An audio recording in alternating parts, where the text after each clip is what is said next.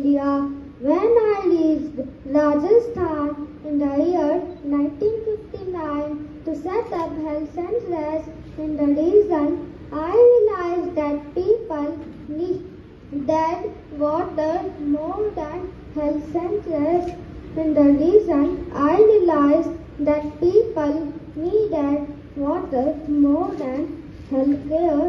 So I started working with the villagers to build mud dams called chowhars, a traditional technique of collecting water.